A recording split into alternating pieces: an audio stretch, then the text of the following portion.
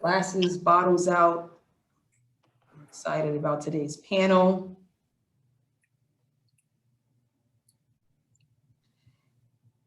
And just some information here. The order is correct. In case we don't get the first one, which is Suhru from Russell, we're going to have that one last. So if you are using today's mat or following the order, the sparkling may go last if we do not get Russell to join us, okay?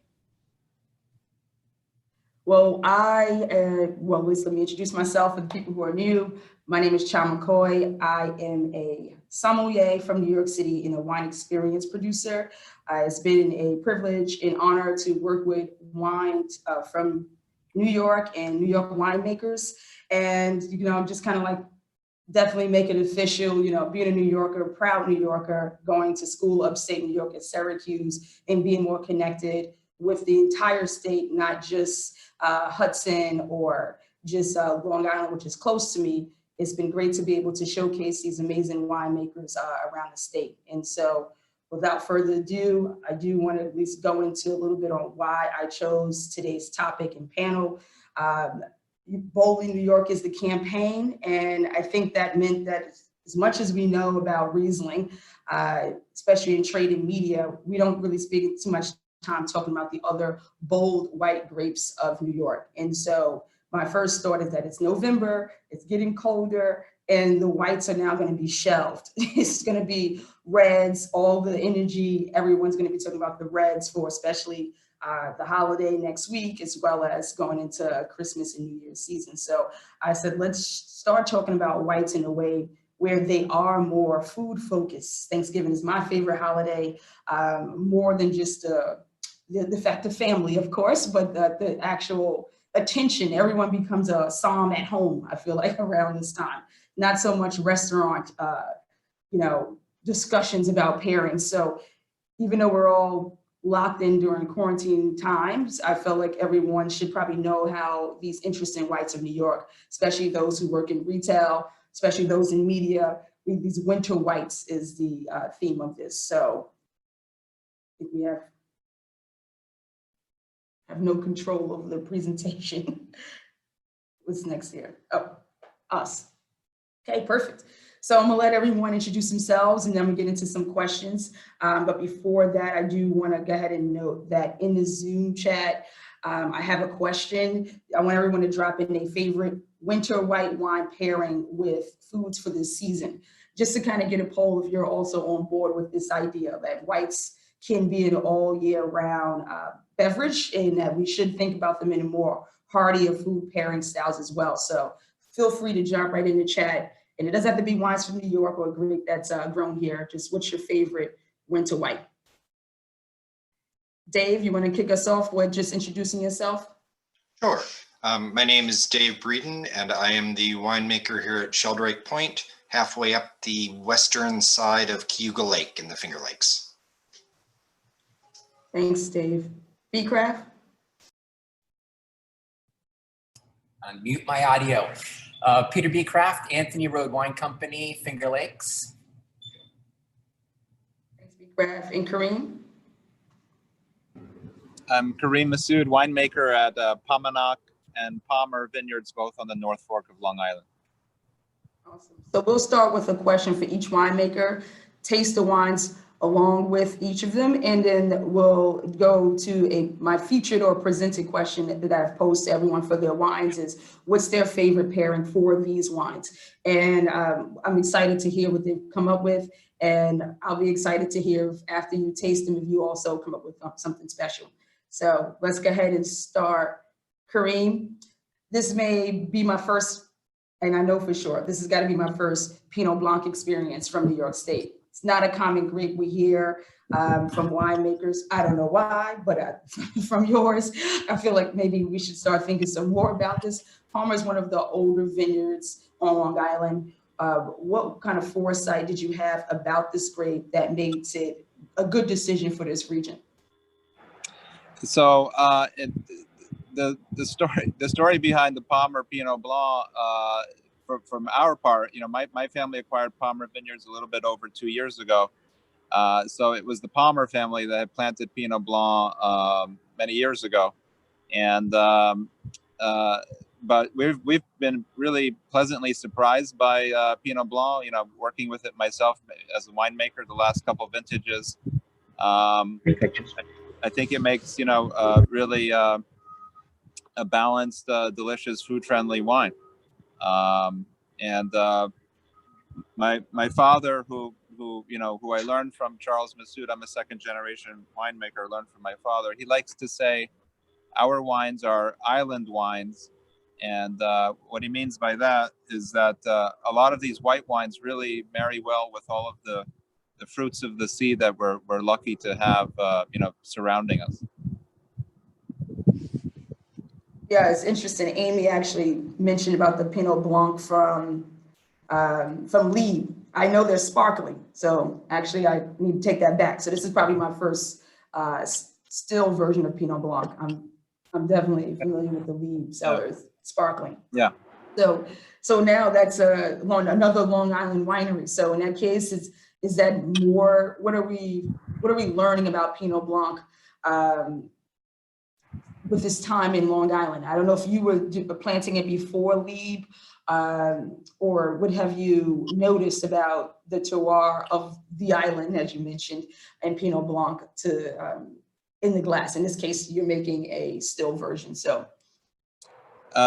Yeah, exactly. I mean, you can see if you have the wine in front of you, it's light to medium bodied. I think it's got excellent balance for its weight, and it's clean and correct, I would say. And I think you get some pretty classic Pinot Blanc notes on the nose, a little bit of like an almond, almost marzipan type of character, and then some citrus and tree fruit notes, apple and pear. And again, like I said, we have all these fruits of the sea that surround us, things like something simple like a fresh flounder, like a breaded flounder with a squeeze of lemon. Would be delicious with something like this. And cheeses, a Camembert, a Brie, Munster, are all going to be a delicious pairing with this wine. Palmer Certified Sustainable Vineyard, are there any noticeable differences on the palate in your wines that are coming from sustainable farms versus other? Is there anything that you feel like, and I don't know when you transitioned or if it was always sustainable, but now it's certified, so you can clarify that as well. But is there anything that you can tell on the palate that's that you can pick up from? That's a good question. I mean, specifically with regard to Pinot Blanc, I honestly can't answer that, because all I've ever known is this fruit that I'm working with at Palmer. I've never worked with Pinot Blanc otherwise, and since we acquired Palmer, we've been certified sustainable at Palmer. But what I do like to explain to people when we talk about sustainability at Paumanok and Palmer, and I'm sure many of my colleagues will agree, when we talk about growing wine sustainably and growing wine for quality, we really believe they're not mutually exclusive objectives. They're actually one and the same goal. If you're achieving one, you're achieving the other. I'm down for that. I think that mostly when you're actually thinking of the vineyard itself, we understand sustainable is labor is more included, than just this. But is there anything that's noticeable? And you can compare, I guess, Palmer versus Paumanok, because if I'm not mistaken, Paumanok is not certified sustainable. No, both wineries are certified sustainable. Yeah. When your father when your father planted at Paumanok, you guys did not originally start with a sustainable vineyard, correct? Well, that's kind of a complex question. The way you phrase it, it sort of implies that what we were doing wasn't sustainable. It's just that there was no program that certified sustainability. As far as we're concerned, we've been doing it all along. And I think a lot of growers would agree with that, where we sort of, when this program came along, it was sort of a no-brainer to join, because a lot of these practices were practices we were already embracing. And like I said earlier, if you're growing, we've always been a quality-oriented producer from day one. And I'm not trying to be funny with words. I really believe if you're growing for quality, then you must be growing sustainably, and vice versa. I understand. We also know that the industry, you even follow a definition that has been pre-written, you know, in some way, you know, and also subscribe to some mission.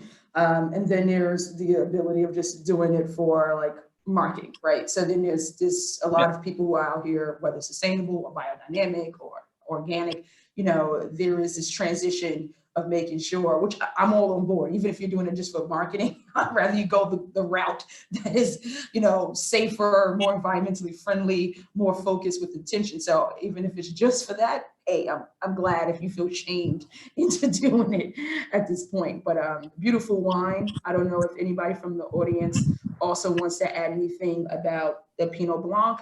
And if another winemaker wants to jump in, either share a good pairing or have any additional tasting notes to add.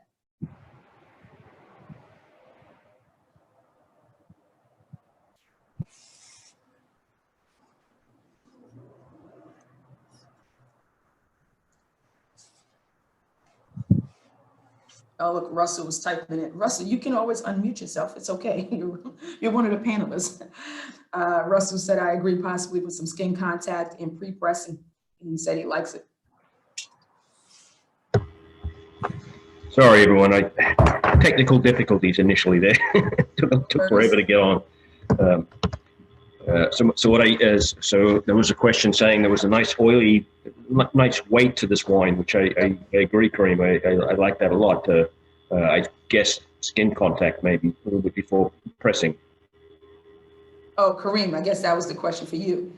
Oh, okay. Yeah, I apologize. I'm on my iPhone and I'm not, I can't.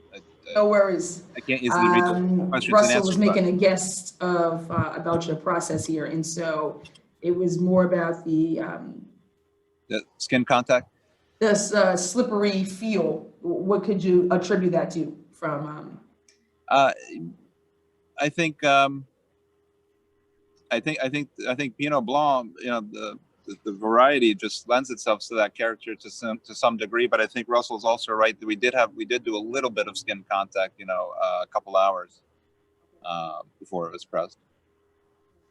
I could, if it's okay, I could talk a little bit about Lieb in many respects.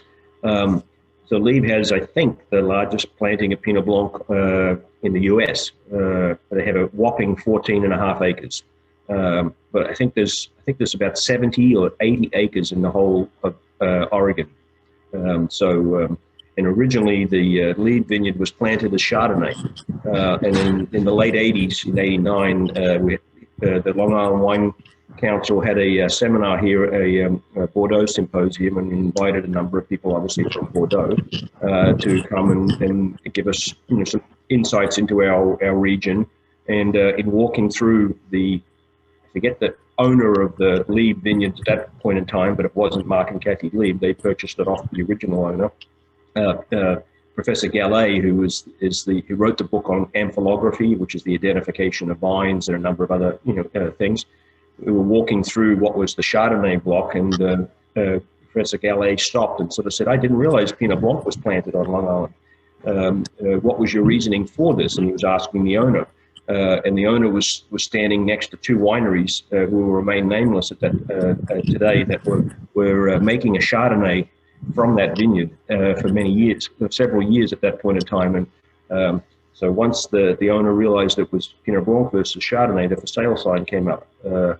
And Mark and Kathy Lieb bought it pretty quickly after that, and have focused on that being a mainstay. And originally their goal was to produce a wine as good as Paumanok. So it's a whole circle. Great story. So Amy's jumping in. Amy must be all over this Pinot Blanc conversation too. So how much Pinot Blanc did you inherit from Palmer? Has you planted any prior to Paumanok? And forgive me if you said this, you said, if I missed it. So at Palmer, we have about 2.5 acres of Pinot Blanc, and we have not planted any more, and we have not planted any at Paumanok either. But like I said, we're really happy with pleasantly. I mean, the other big grape we're very excited about at Palmer is Albarino. But after the Albarino, I think the Pinot Blanc is, I shouldn't say after, I said in addition to the Albarino, we're also very, very pleased with the Pinot Blanc. How's my Finger Lakes guys feeling about Pinot Blanc? Team Pinot Blanc? Yeah, of course. Team Pinot. Oh, hold on. This is wonderful. If it were all like this, we would plant some as well. I don't know how cold hardy it is. There is some planted in the Finger Lakes, but very little. Do you know, Peter? Well, we have some up at Nut Road. This is the first vintage I get to play with some. So tasting this one is pretty. I'm glad I get to do that. Pinot Blanc. There's not a lot. There's not a lot. Here you go. Hector Winery makes Pinot Blanc. That's true. Yeah. And Glenora. Yeah, Glenora is the other one I was thinking of. I think that, Alsatian food that we, whether it's German or Alsatian, this is that cool climate areas that we are expecting, even like heartier, cheesy, soups. And so that's the first thing I started thinking about for the Pinot Blanc. I want the cheese, but I want it melted. I know I'm about to go skiing somewhere. Like it takes you straight to this crisp, idea of what the wine can be. Nice acid, but still that slippery, oily note that was pointed out by Amy earlier makes you want something. It also gives you the savory characteristics that I'm smelling, and it's accent for something heartier. So I appreciate that too. So thanks, Kareem. Thanks, Russell, for that Pinot Blanc discussion. And Russell, we're gonna do your sparkling last. At this point, you might as well be great to end with some bubbles. So Kareem, we do have a quick question that came in from Kate. With wines like this that have spice notes, should we pair more or less with spice dishes? They worries about things like pumpkin pie and allspice, nutmeg, and cinnamon that they may compete with the Pinot Blanc. broke up a little bit, but I'm gonna try to find it. Oh, there we go, the Q&A box, perfect.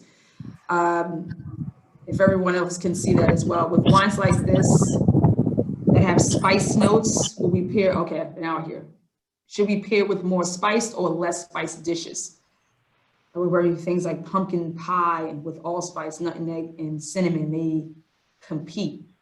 I would think so. I think that I would go more, that's I guess a spice in a different direction.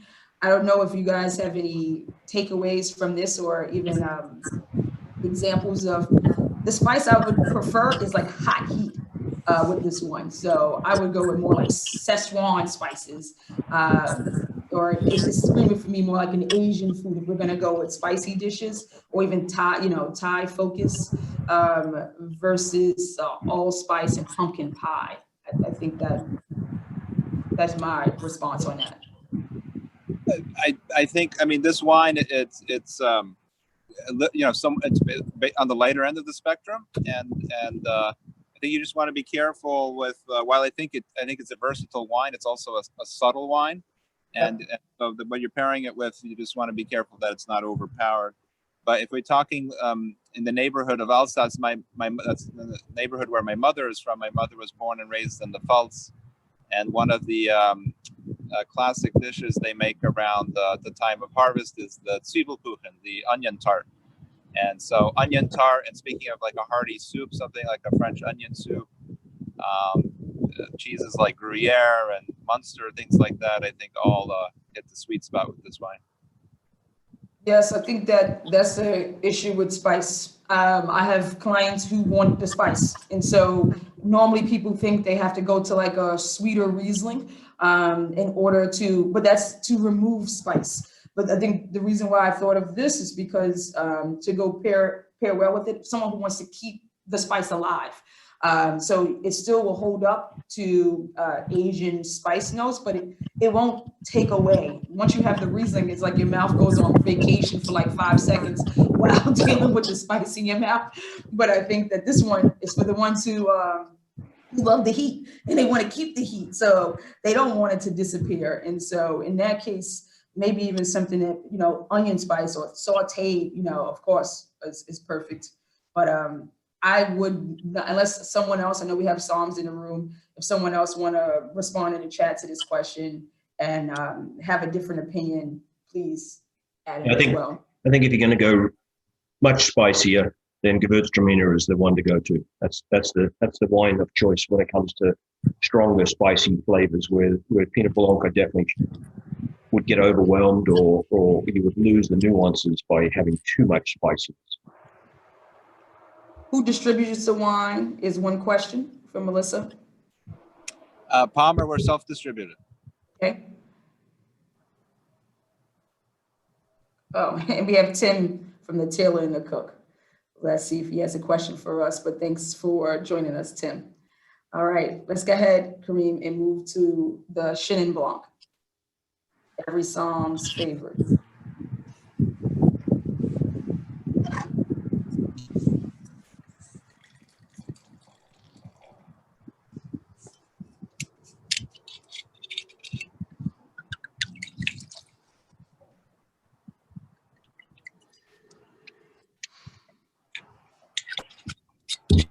All right. So the reason why I even mentioned every Psalm's favorite, of course, most of you may know that we love grapes that are versatile. Same like Riesling, I think they end up being like cousins in this manner where they're well recognized from anything from being dessert wines all the way to sparkling wines and anything in between. So the versatility of the grape, you know, it just made me happy to know that you were making this wine here. One of my favorite wines is Savien. I have an 03 saved in my baby cellar, and I'm a firm believer in the complexity, and I love Loire style Chenin Blancs.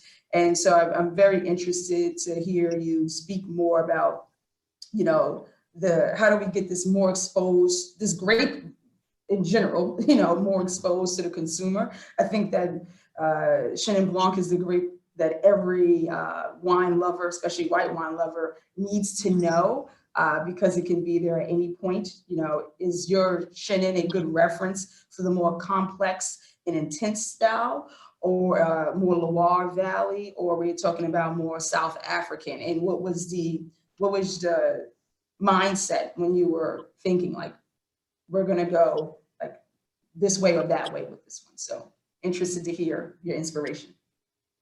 So this is another one of these great stories in wine, I think. So when my parents founded Paumanok in 1983, you know, we have an old world heritage. My father is born and raised in Lebanon. My mother, like I mentioned, was born and raised in the Pfalz in Germany. And so they had an old world you know, culture that they came from, and an old world palate. Like all of the reference wines they were looking at when they planted Chardonnay and Riesling and Sauvignon Blanc, Merlot and Cabernet Franc were all, you know, French and German wines. And so honestly, Chenin Blanc was not part of their game plan. And so it was one of these happy accidents in wine, serendipity, where my parents ended up acquiring a property across the street in the mid 80s. And the people who had planted this vineyard, they had planted all kinds of varieties, including Chenin Blanc. And many of them, my parents had no confidence that they would ever do well on Long Island. I mean, there were things even like Zinfandel, which will never, ever work here. And so they ripped out a lot of varieties that they had no interest in. And they had actually, my father had actually started ripping out the Chenin. And we had a German vineyard manager at the time who was working with my father, and he told my father, he's like, Charles, the Chenin looks happy and healthy. Why are you ripping it out? I think you should give it a chance. And my father said, you know, maybe Uwe, his name was Uwe Michelfelde, and he said, you know, maybe Uwe is right. Maybe we should give it a chance. And plus, he was running out of time. He said, I'm just going to leave what's left, and that was 2 acres. And so it was one of the best decisions we've ever made, because it's become really our most popular wine, our most successful wine. And So to answer your question, Chai, it's not like we necessarily had a specific reference or model in mind. We just made the wine and tried to let it be what it is. And the way I like to describe it is, at least the style, I call it a New World style. So I guess in that sense, you could say it leans somewhat more towards South Africa, but obviously that's kind of where it ends, just because our terroir is quite different. But I do think, I mean, the other important thing to talk about with the style of the wine, we bottle it very, very young. I usually bottle it just before Thanksgiving. In fact, I'm looking at bottling the 2020 soon, within the next 2 weeks. And so we always bottle it very, very young.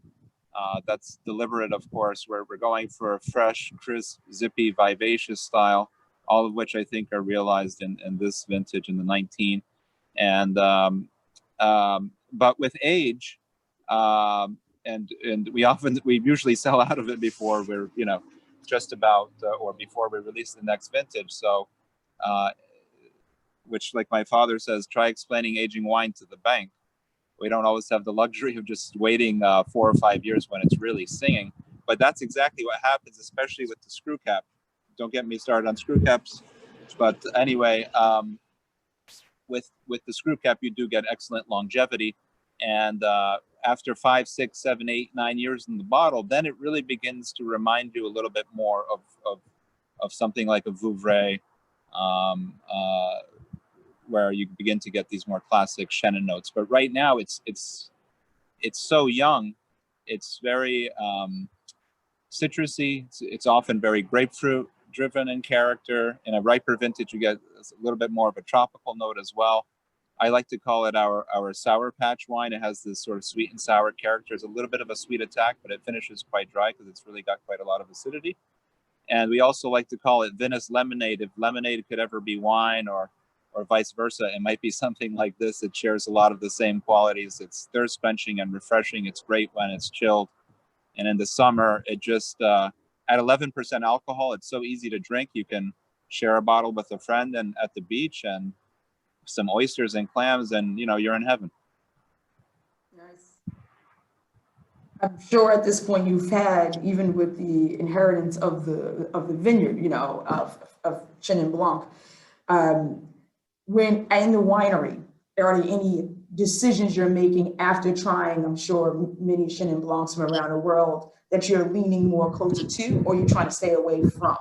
I guess just trying to hear, is there anything that you did make a decision, obviously, like you said, bottling a little earlier to keep it a little bit underripe. You can get that vegetable note first on the nose. I think this is perfect pairing for everyone. Asks me what goes with these vegetarian dishes, and I'm always trying to find wines that screams that it's good balance between the green notes that I'm finding, the vegetable notes that I'm picking up, not, Parasine's overload for some of them. And in this case, you could tell this is an expression of the grape, not that anything is off balance. So an asparagus dish with a nice hollandaise sauce on top, that's a more heartier version than, this perfectly go well with a summer salad. But, in the winter months, that's the first thought that comes to mind, is like how we can do like a nice creamier vegetable dish that will be perfect with this too. So I just want to see if there's any other, not so much vineyard decisions that you are intentionally making sure happens with this grape to keep this style, whether you're defining it as like this is the New York Chenin Blanc style.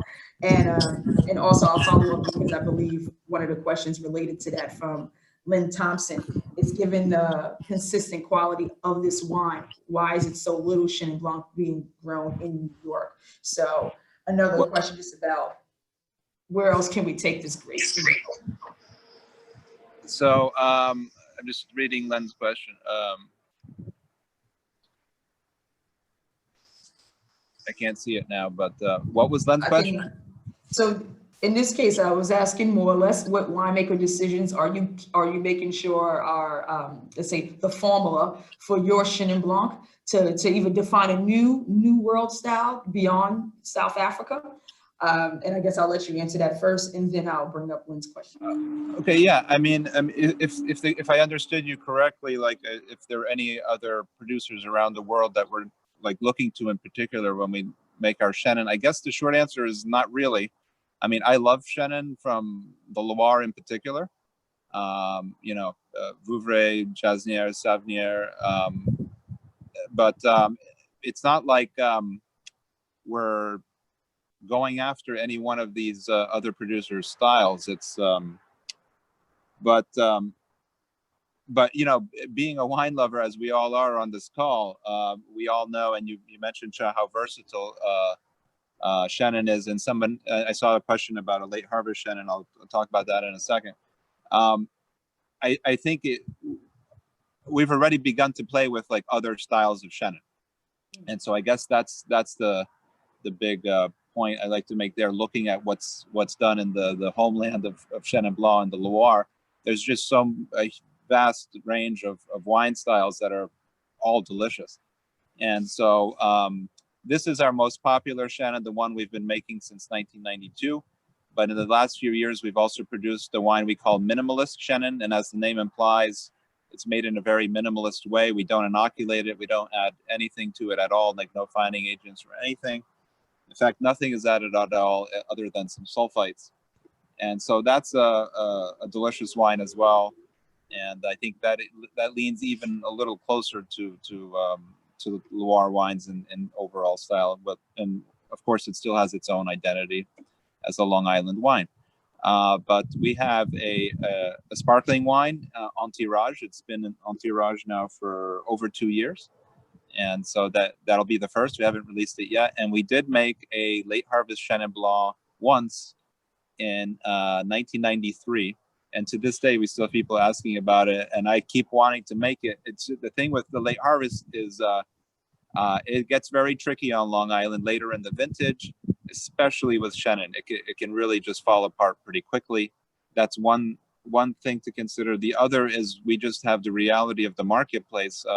We're lucky that this wine that we're tasting now is quite popular and well received in the market. And the point is, I need to make sure I have enough of that wine year after year. I don't want to lose all kinds of accounts and placements and keep our customers happy. And so as much as I do want to make, bottom line, I do want to make a late harvest again when the conditions are right. That's for sure. I could sort of comment on reinforce what Corinne said on a couple of different levels. Although you always try to compare, people want to compare you to other regions. I mean, the best you can do is of the best quality you can do in your region. You shouldn't try to copy another area. You may enjoy another area's wines, as a consumer, but you can't try to emulate that area because the conditions are all different. But having said that, when you sort of I think perfect the goal, and in both of these wines, the Pinot Blanc and the Chenin Blanc, you end up getting compared to other areas because the varietal sticks out and the purity of the varietal. I think that's a very important thing. And I think one other point that I'd like to point out is what Kareem sort of passed through pretty quickly is 11% alcohol. The Pinot Blanc is probably 11.5, 12% alcohol as well. Maybe, definitely no more. I think that's a real positive for our region and definitely up in the Finger Lakes, both of our regions. These are nice, delicate, elegant wines that go with the meal. The 13.5, the 14.5, the 15% alcohol, they overwhelm the meal. So I think that's a very, very important part. I think we'll see throughout the whole 4 or 5 wines here, very food friendliness. Whoever coined that phrase fits cool climate wines. It does not fit warm climate wines. All right. Let me go back to I came from a warm climate, so I can attest to that. Understood. Lynn Thomas' question was, given the consistent quality of this wine, why is so little Chenin Blanc being grown in New York? So I guess that's even a question for our guys in the Finger Lakes as well. Is there any reason why we don't see as much Chenin around the state?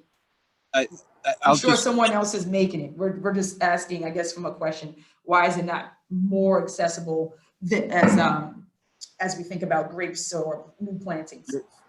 Cold hardiness.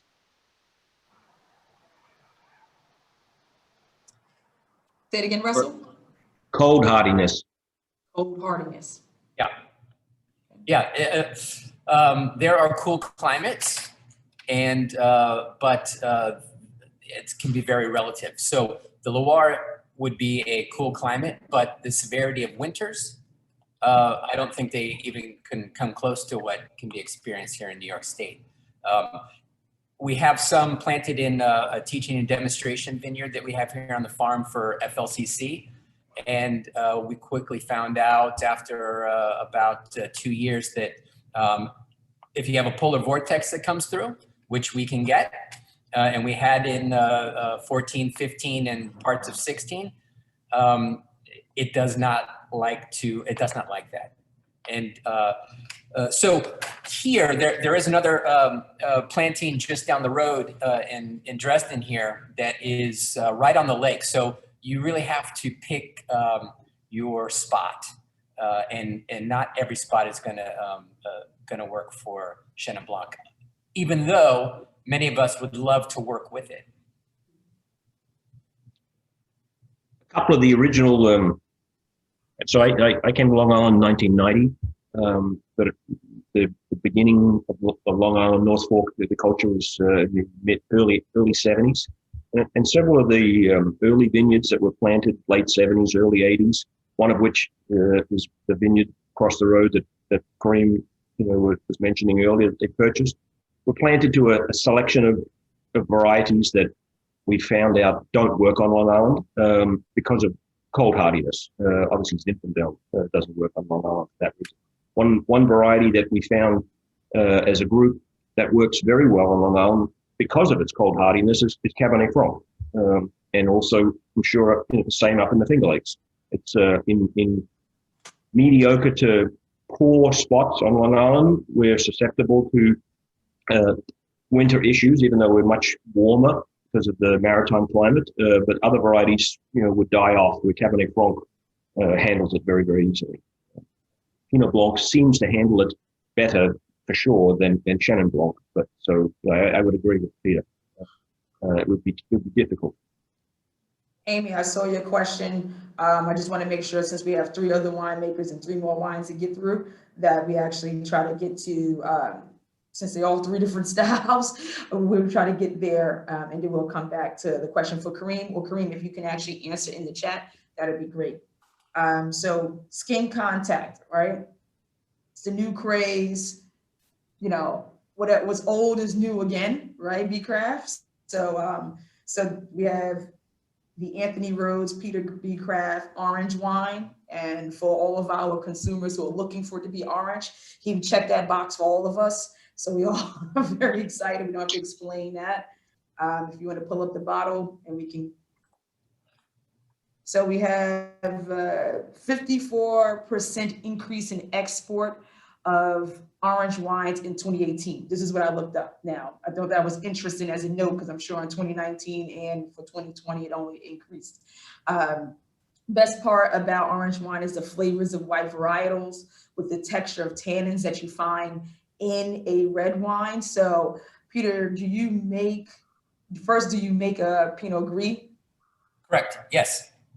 White Pinot Gris, I should say. And can you share with us, what were you looking to highlight about Pinot Gris when you decided to keep the skins in contact for this version? And we're going to taste through at the same time as you describe the differences between the 2 styles.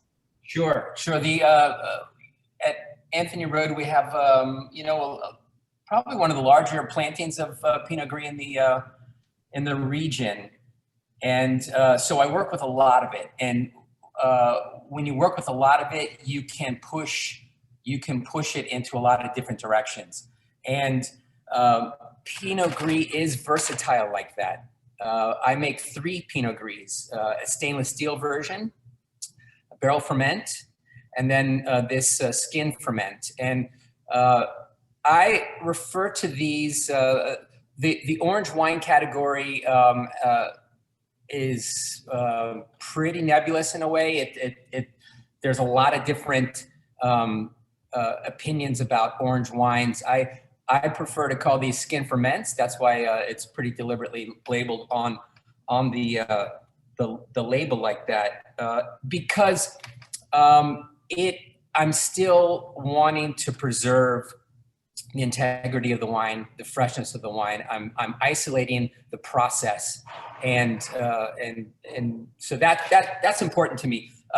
Orange wines can this spends about 3 weeks on fermenting and soaking on skins, and then it goes into tank, where it stays in a pretty reductive environment. I don't take it further on the skins to get a more oxidative effect. I'm still trying to preserve the freshness of the wine and the integrity. The introduction of the skins now has taken a wine away from the overt fruit that pressed whites usually will give, and you obviously start to see characters of the skin. So it's very interesting to taste these side by side and see what they taste like with and without the that skin contact. Pinot is not a very tannic grape, so it lends in this style. It's not super aggressive in the texture. In this style, it also kind of harkens to its noir brother in terms of earthy components, dried leaves, cherry, smoke, things like that, which you don't find in the other versions. The other versions are more palm fruits, pears and apples and honey and melon. And most foods are not fruity. So, this style lends itself to the savory aspects. It also lends itself brilliantly because the contact with the skins, that fermentation there creates a slight bitterness. It also, there's a saline quality in the length. And I find that it is another one that probably should be, I should go down to Long Island and pull things out of the sound there, because that's what I have with this wine. It's delicate enough to have with oysters. I like preferred with this wine roasted on the grill. So they open up, the shells open up, and then you have that nice liquor, but you get a little bit of that smoky component. I'm a big fan. My son is, and thankfully, we love tinned seafood. So that you would get from Portugal or Spain. And this goes with that really well. For something like Thanksgiving or Christmas coming up, pull this out with things before the big meal. Charcuterie, cheeses, things like that. It's delicate enough turkey is an open palate, right? It's open. Anything can go onto it and makes turkey even better. But at our house, we grill it on the Weber cooker, so it creates a nice smoky component, and I find that this also plays with the cranberry as well. There's also a little herbal scallion kind of note that pops out. We make these pearled onions, cream pearled onions, like a casserole type of dish. Goes well with that. I don't know if I think normally color is deceiving, right? So you start lensing to that, but on the nose, it definitely was more, let's say, citrus, citrus and spice, and actually on the palate. And so for me, I got like this orange blossom oil, like the essential oil, tangerine skins. And so it's going straight there. It's not like the fresh version of the fruits, like either the skins or the oil of citrus.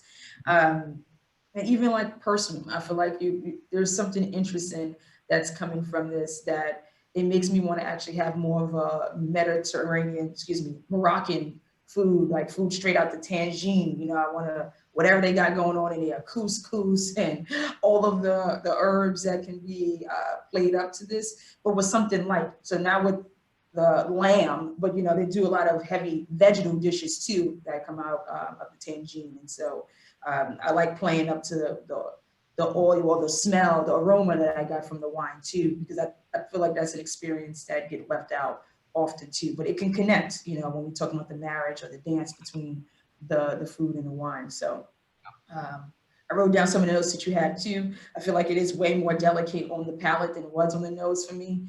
And so that was more of it interesting. I also, it talks to what you just mentioned, that you have the one that's in barrel, you have the stainless steel, and this is the skin ferment. And the skin ferment, just to be clear, there is no barrel involved at all for there is. So on the skins, drained in the tank where it settles, and then it gives me time to empty barrels from the previous vintage, and then it will spend time in tank, and then as we're racking tanks around, we'll reserve lees, and these go back into said barrels. So to add a little bit of weight to it, the barrel actually helps to kind of tame the tannin a little bit. And create a little bit of weight. It still, you know, retains its freshness. You know, you can do this style, and it can make a left turn, you know, into a style that as a winemaker, I just, you know, red lights, fall, you know, and that wasn't my training. You know, I learned winemaking. I trained under an apprentice under a German. So, you know, it's very, and that's the style that I appreciate as well. And so another thing about this wine, I like to serve it. I don't like to serve it really cold. I like to serve it almost at a temperature that you would serve, you know, Pinot Noir at, maybe even a little colder, because if it's too cold, it doesn't open itself up, and the tannin makes it's not as integrated. Because you don't speak as much about that. Even orange wines, especially from Georgia, amber wines, to be more specific, you know, we talk a lot about making sure you use the decanter, you know. So I was about to ask you that too, because I did a Georgian wine tasting, and people was like, oh my God, you need to decant that wine first. And then I understood, I just didn't have a decanter, so I just made sure I opened it up a little bit earlier. But yeah, Amy has a question for us. Peter, how many whites are in your skin ferment program now? What's the difference in time on skin between the various grape varietals? Or is 3 weeks the sweet spot generally? Yeah, currently I have had a Chardonnay, but not currently for sale. Mostly Riesling and Pinot Gris, and then for our Gruner Veltliner, I start the fermentation on the skins. Once that starts, then I press it off, so that it gets more of an extended contact to get more of that character, that savory herbal component, but consistently Riesling and Pinot Gris. Any other winemakers want to jump in on this skin ferment conversation? Dave, do you have a secret stash I don't know about? Kareem, do you? No, I managed to resist the temptation to do a skin ferment white. Okay. But don't worry, I came and I know you have a special kind of like dealer's choice section where you're doing some kind of odd and ends. So there is some other things brewing up at Sheldrake that's not mass market that I know that you're working on that I think people would be interested in knowing about too. All the other weird things, yes. Yeah. I took 2 bottles home, so I know I'm ready to try. I like David. Don't produce a skin contact wine, but I'm most impressed with this particular one because of the elegance of it. It doesn't. Some of the orange wines or skin contact wines to me are a little bit heavy. The phenolic side of it can overwhelm. Where this is I'm most impressed with this wine. Yeah, thank you. You know, with the Riesling, now you have tannin and you have acid, right? So that's a major conflict. And with the Pinot, it's not as acidic and not as tannic. So with the Riesling, what I would do to kind of tame that, because I want to get that balance, would be that one requires a few percentage of what a regular, you know, one of our tank Rieslings, just some of that stainless steel back in there to that point of balance. You know, this label is the Gray series, and this is kind of like Dave's alpha. Yeah. So, you know, it allows us to have, you know, a smaller brand within a bigger brand. So these are all, you know, smaller productions. We're not hanging our hats on it, but you know, I am lucky that I have employers that like us to push. And look, I didn't invent the wheel here. You know, this is, as you said, you know, this is every wine at one point was fermented on the skins. So, you know, it's just these ways of making wine that you kind of forget about. And so that's what piqued the interest. Why? Could I make it? Would it taste good? If it doesn't taste good, I'm not going to put it out. You know, so. Well, thanks for, I will say, pushing the boundaries, because I think that even if it's on trend, I don't know if you answered how long you've been making the orange skin fermented Pinot Gris. Like how many vintages do we go back? Pinot Gris, 17 was the first vintage. Okay. Yeah. And for Riesling and Chard. Okay. And I think that that's something to notice, because when we, you know, the media, the Psalms on the floor, when we're looking, we know where to go. That's easy. Let me look for a Georgian, you know, amber wine. But I think that this is the point, right? We have the people that's here who are probably like, how do I, you know, what's the good orange wine for this? People can say, I want the, you know, the Gray series, Anthony Rhodes, skin ferment Pinot Gris. And I think it's just about having awareness about more these, whether obscure grapes for New York or just kind of styles we didn't even know, whether it's from the Beta series, the Gray series, you know, that you guys are actually putting some time into investigating. Being a young wine country, we still, you know, compared to old world, we still have the ability to, you know, still mess things up, and you know, there's no pressure, you know, to just, you know, let's not do that again, you know, let's do something different next year. And so I feel like this is a testament to you being innovative in a way where it's like, it's okay, we don't have to do, we don't have to say, no, we only do Riesling. This is to all of you with the different grapes that you all presented today. And so, I appreciate this now. One last thing, and then we can move on. I would say that everyone here on the panel loves to drink rosé.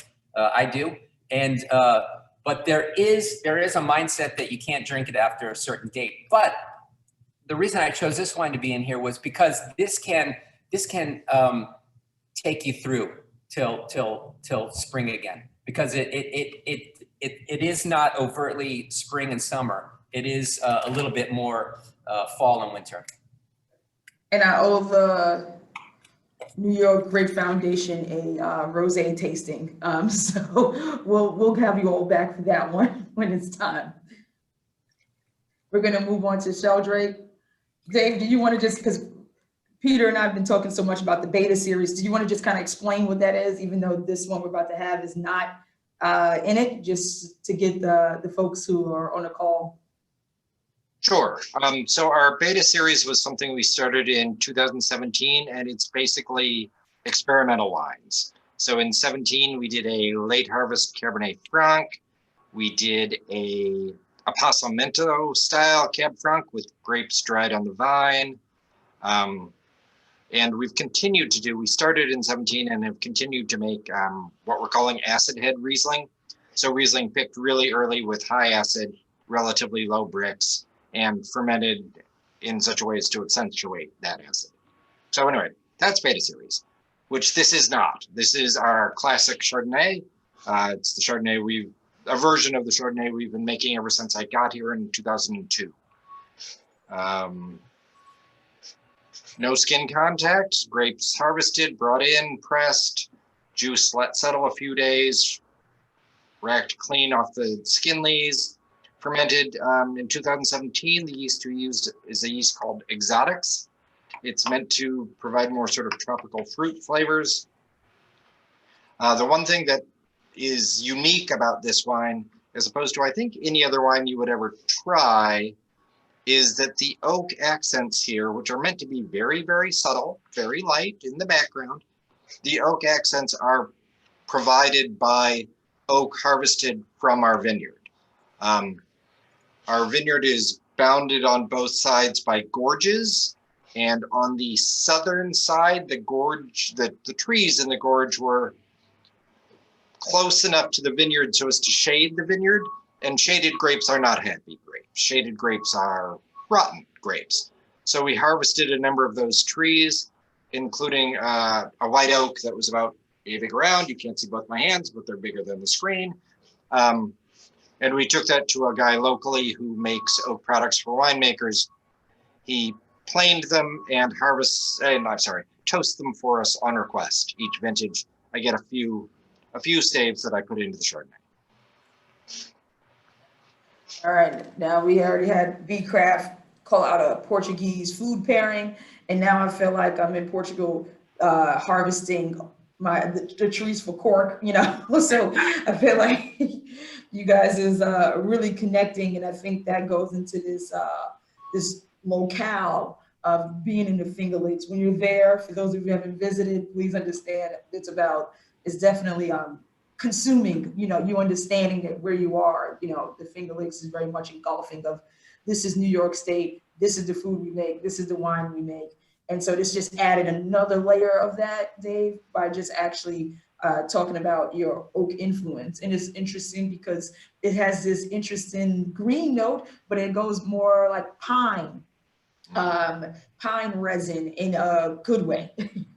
and I think that's when people think about shards that are oaked, whether it's oak chips or actually, you know, oak in barrel, aged in barrel oak. So I feel like we always think about dill. And so I had this controversy on, is it dill? Is it dill? Like back and forth with myself as I continue to dissect the aroma.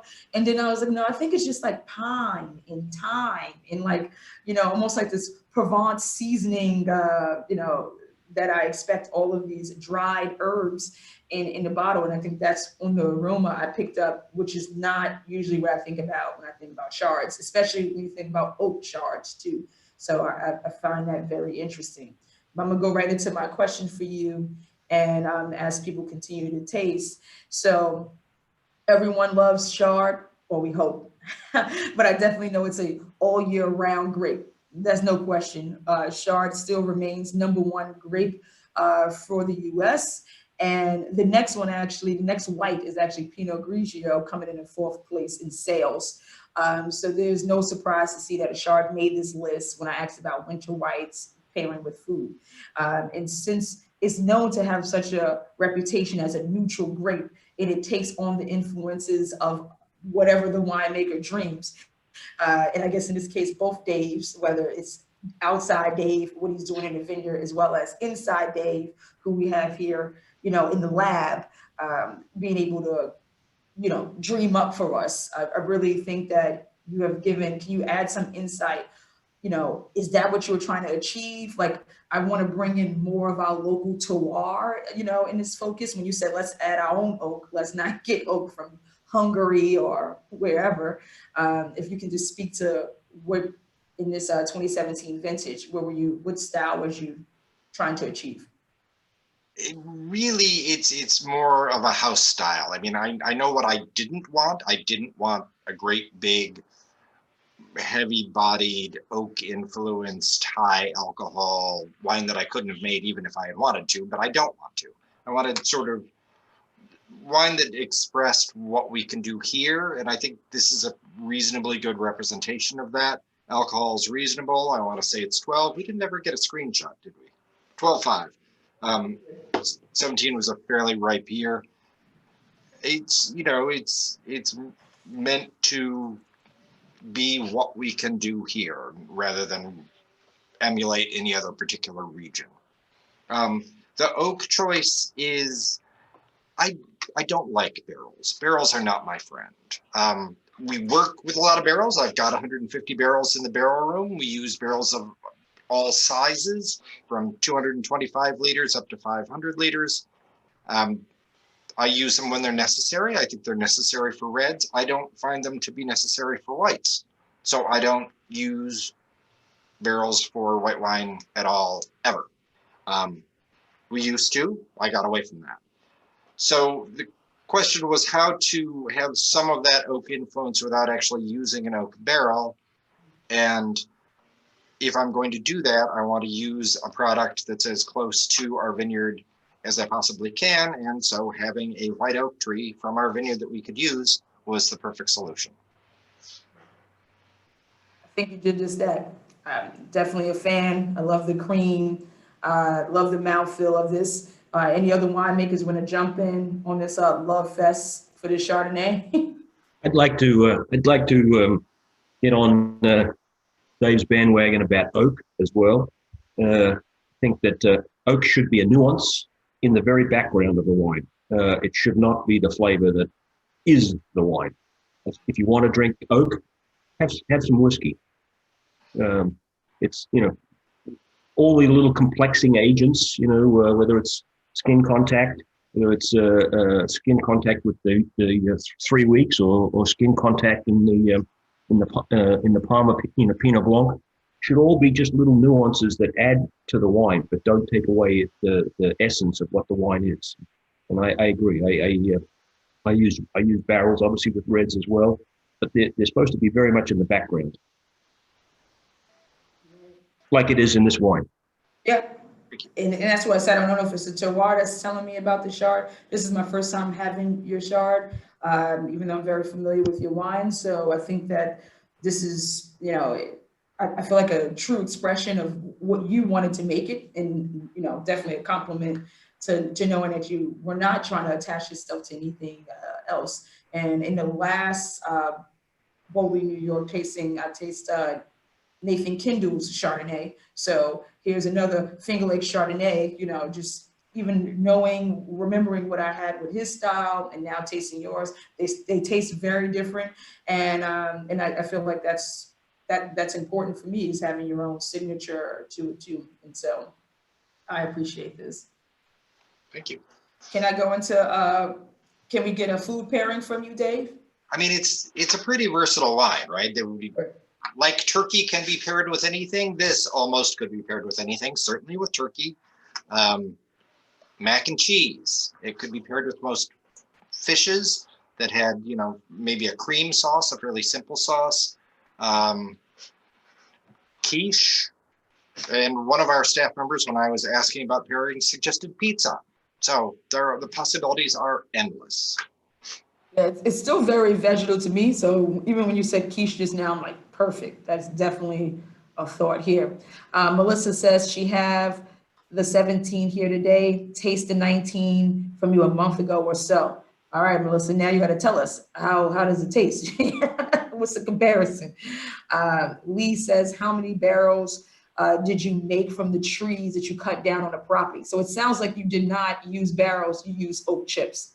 Not chips. I should have brought one in. They're pieces of wood about, well, again, you can't see both hands, but they're about 3 feet long, maybe 3/16 to 1/4 of an inch thick, and 3 or 4 inches wide. So big enough that it would hurt you if somebody hit you with it. Whereas if somebody throws oak chips at you, you just laugh at them and walk away. But yeah, definitely not barrels. And we probably have, you know, a decade supply. It was a really large tree, and I am very sparing in my use of oak, as I hope this wine demonstrates. Amy says, go Dave. That's perfect enough for me. So let's go ahead to Russell, and we're going to end with the bubbles. Hey. End or start. I don't mind.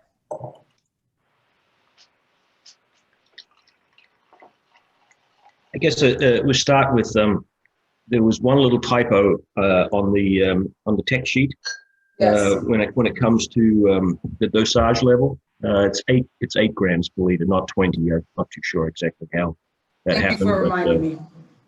You would taste it if it was 20 for sure. So this is as the sheet says, it's a Method Champenois blend of both Chardonnay and Pinot Noir. So the classic kind of two main ones. Obviously, there's Pinot Meunier, Pinot Blanc, also grown in the Champagne region. But in our area, I feel like that Chardonnay and Pinot Noir are obviously the larger planted varieties that work well with sparkling wine. Purposely picked early for sparkling, which is normally in our area second week of September. We say Chardonnay, for instance, as for Chardonnay, wouldn't be picked until either the very end of September or maybe the first week of October. All cluster pressed, the traditional style of production. I think that our area, as the Finger Lakes, being cool climates, lends to Method Champenois production. I think it's very, very difficult to near impossible to produce really high quality sparkling wine in a warm climate. For that exact reason, you want to retain the acidity. Needs to be very, very high. The fruitiness needs to be somewhat diminished in many respects. You're not looking to try to produce a big wine, you're trying to produce elegance. I think the French Champagne region says, I'm drinking stars. I'm not too sure exactly what that tastes like, but I do enjoy sparkling wine, so I suppose I know what they're meaning with the bubbles releasing. I think sparkling wine is a little bit of a misunderstood wine in the US, as maybe rosé is. Rosé is not necessarily just a summer wine, and sparkling is definitely not just a celebration wine. It can be used that way, and it's probably one of the best celebratory wines that you can drink. But it's a Tuesday night wine, depending on what you're looking for. In our area, so much seafood. We're surrounded by water, oysters, any form of shellfish. Perfect complement to this wine. I'm lucky enough that even with my technical difficulty at the beginning of this webinar, to follow 4 nicely low to medium alcohol wines. If you were having a sparkling at the end of big 14% alcohol wines, it probably wouldn't show nearly as well as I like to think it's showing now.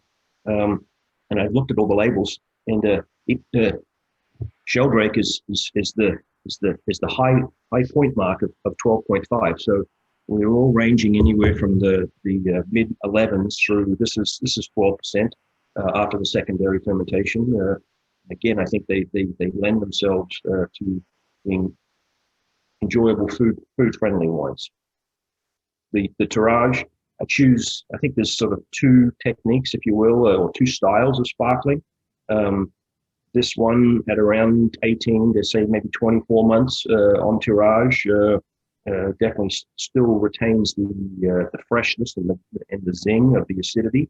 You're starting to get some of the influence from the lees extraction in the bottle, but not necessarily being the main component of the wine. And then I think you need to age 5-7 years on lees. And then you start getting a much heavier bread sort of crumb, toast characteristic sort of coming through from the polysis on the lees. So although I enjoy that style, occasionally I enjoy the brighter, fresher, crisper style that a shorter period of time on tirage brings. Russell, when you heard the theme winter whites, you're the only one that decided to pull out your traditional method sparkling. I'm interested in learning how your non-vintage brew speaks to this season from you, and that you just clearly pointed out that people, we get it, in January or on New Year's Eve, people are going to be looking for sparkling everywhere. And so in your case, beyond that holiday, how did you think about the thought of like which one out of I looked at your portfolio, this one would be, you have other whites you could have shared, but instead you decided to share your sparkling for this season. So I'm interested in your thought process for that. I'm definitely an avid skier. Our family skis. We try to be on the ski slopes as much as we can during the winter time. That's sort of the bit of the break after the busy, hectic harvest period. And to me, you know, at the end of skiing and come off, you have a little après ski at the end. It's either prosecco or sparkling. I think it just sort of fits. It's the lighter intensity of the wine, the lower alcohol. I think it works in a number of different ways, but that's more the association that I have, at least. Nice. That was perfect. 85% Chard, 15% Pinot Noir. It actually says straight on you put non-vintage, but you have on your website it's 2015 harvest and 2016 bottled. Can you share why you selected that percentage and these varietals for your sparkling? We don't, as I said earlier, we're new, compared to old world. So we don't have to go by the books and do Chard and Pinot. So in this case, is there any reason why you stuck to these same varietals? The Chardonnay obviously has the brightness and the zip in this particular wine. Pinot Noir has sort of the richness, even though you're not trying to go for an oily, characteristic in the sparkling wine. Pinot Noir has more fruitiness in the background, and it definitely has a little bit more weight that it brings to the blend. So how the percentage moves each year is always going to be more Chardonnay for sure. Maybe we might go up to 25% Pinot Noir sometimes, but to flip those percentages around, you're making a different style. You're not making as crisp and zippy Brut as it would be if it's based in Chardonnay. Why do you believe sparkling wine makes for good food pairings? And why we put non-vintage on it? I guess if you want to answer that. Yeah, I think opposite to table wines, I don't think the vintage really makes a difference when it comes to sparkling, because you're intentionally picking earlier than you would. You're not looking for complete ripeness as you would be in all of the other four wines. It's a stylistic choice to have not quite ripe grapes to blend towards the variety. So whether it's a warm year or it's a cool year, in many respects, the cool years for us would be the best sparkling years, where the warm years would obviously be the best table wine years. So I think it just sort of takes away the attention. It's more a style that you're trying to emulate year after year after year. It also gives you the possibility to bring in more percentage of back vintage into the style to maintain the style. You're only allowed 5% to maintain a vintage dated wine.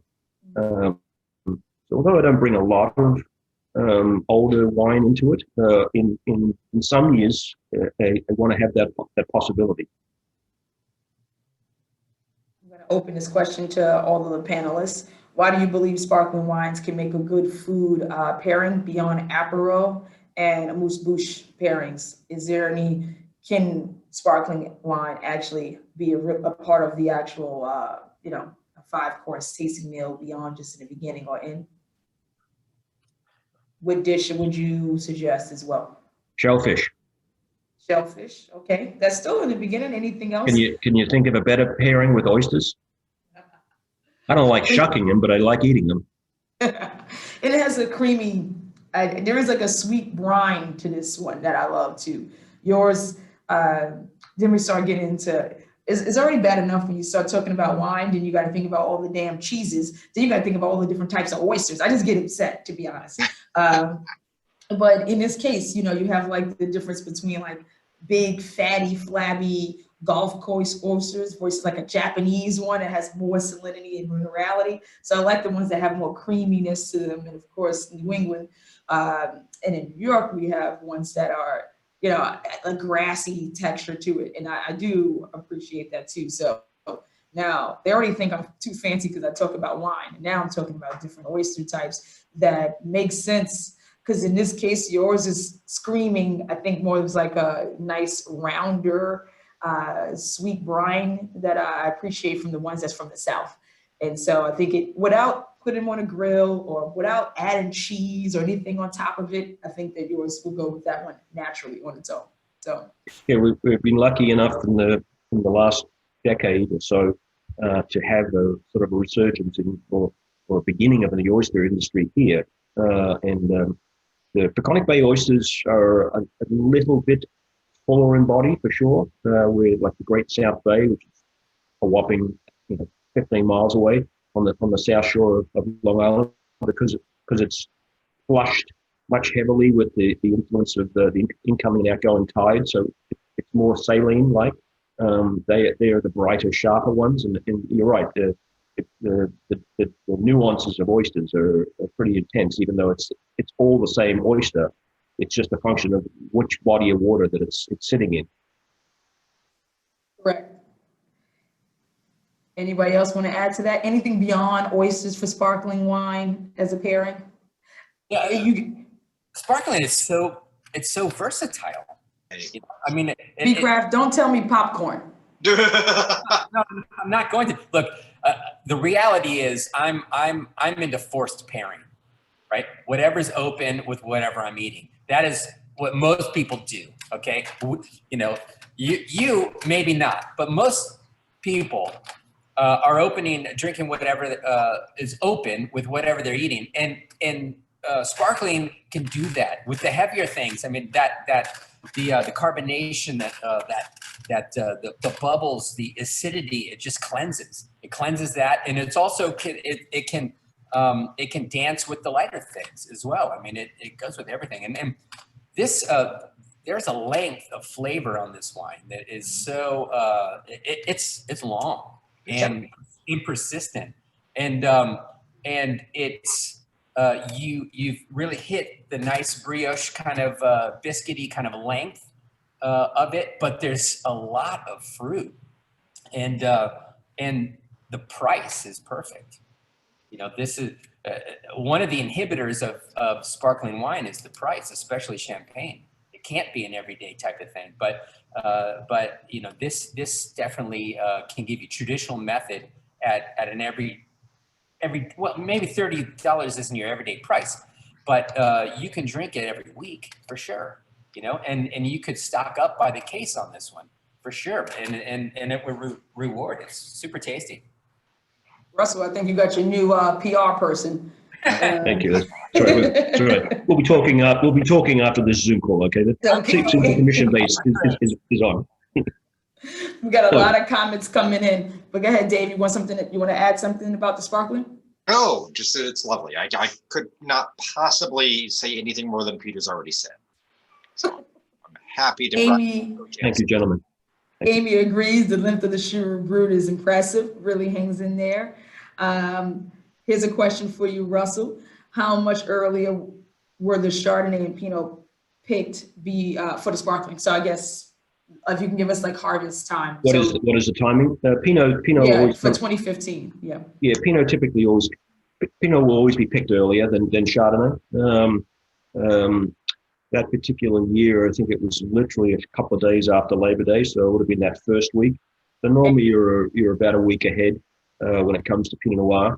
I mean, the goal of what you're trying to do from a timing standpoint is not too much sugar, because you want no more than 11%, at least in my opinion, in the base wine, because it's going to re-ferment and add another 3/4 to maybe 1% of alcohol to the finished wine.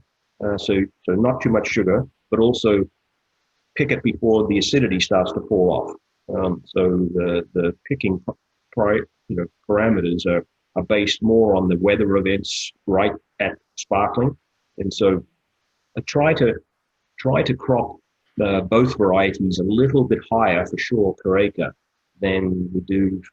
We don't make a Pinot Noir or a Chardonnay, but if I was making a Pinot Noir or a Chardonnay as a table wine, I would crop that lower to get it fully ripe. So we do crop Pinot Noir and Chardonnay at a higher level. One, to do what I just sort of said, but also to push it back a little bit in the season. August is still pretty hot down here. Early part of September starts to cool back down, and that's a very, very important in retaining the acidity.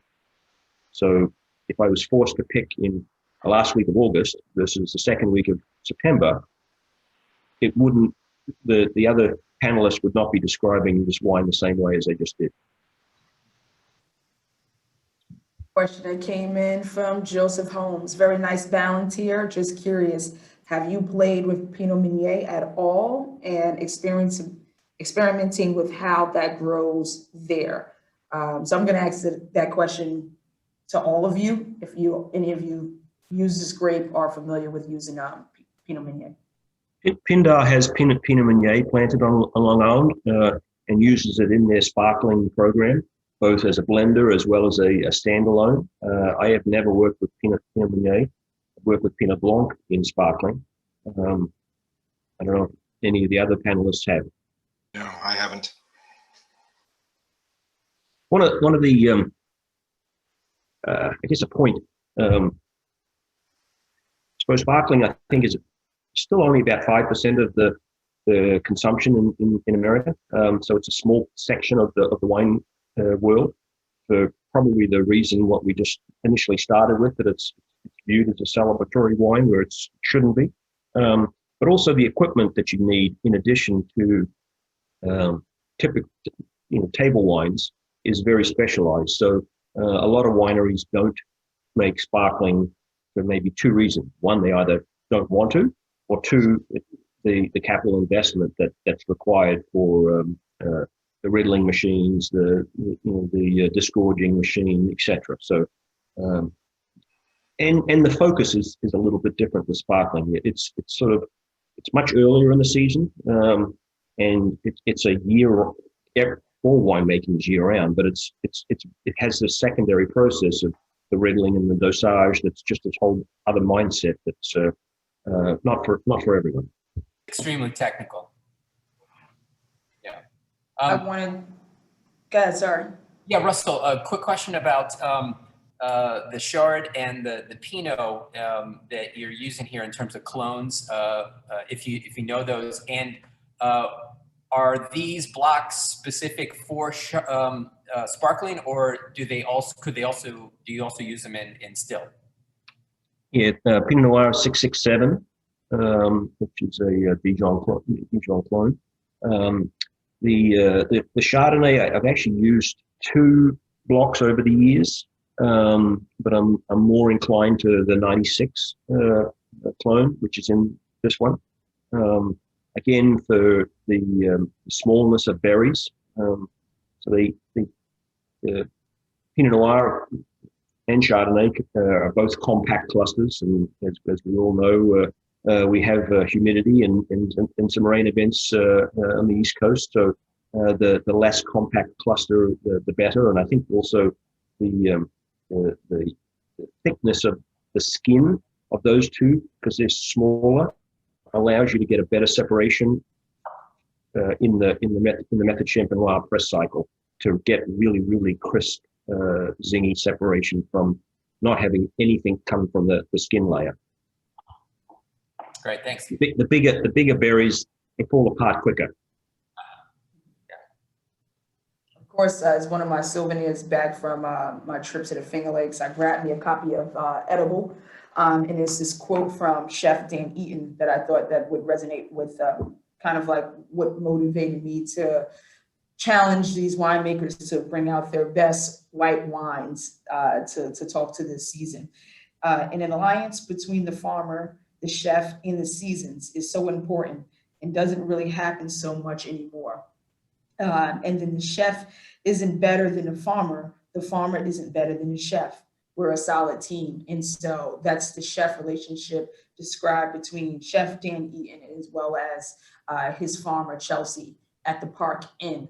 And I think that a lot of when we talk about, in that case, they're not talking about the beverage component because it's about what they actually do at the park.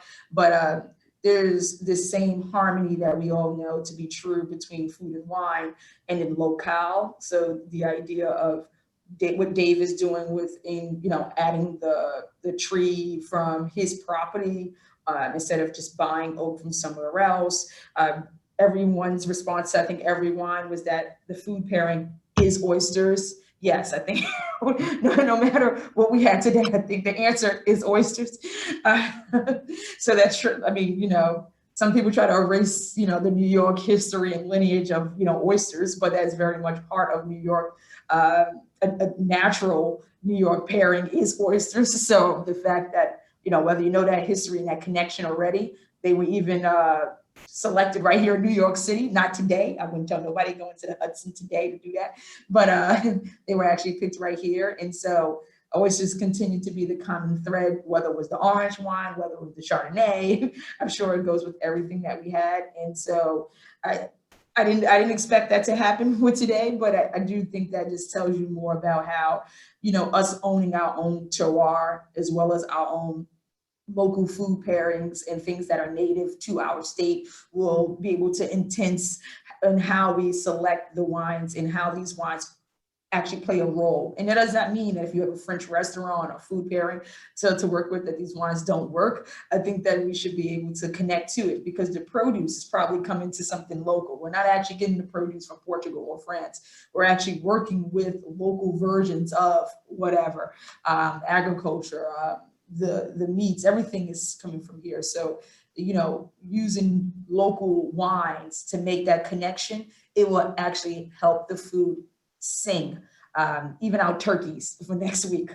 Go ahead, Right. Russell. Could I butt in? I don't know who Only said if it. you agree.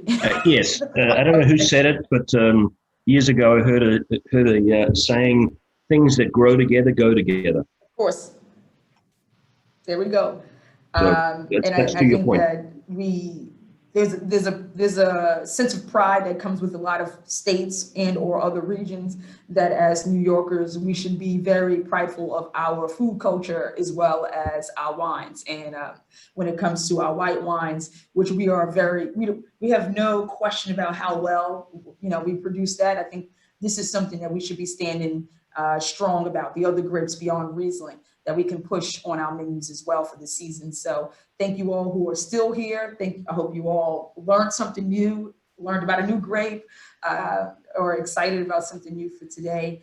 I've seen that on our website for Bowling, New York. We've been posting the recordings from this. So if you want to replay and, listen to Russell's accent again, kind of see what he said, to just come back and replay and actually look up some of these gems that everyone's been sharing today. So thank you everyone for tasting with us.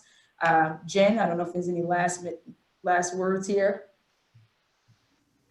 Just want to thank everyone for joining us today. We'll be sending out the video, as Sean mentioned, in addition to the contact information for all the wineries. Thank you, everyone. Cheers and happy Thanksgiving. Thanks, gentlemen. Thanks so much. Thank you. Good job.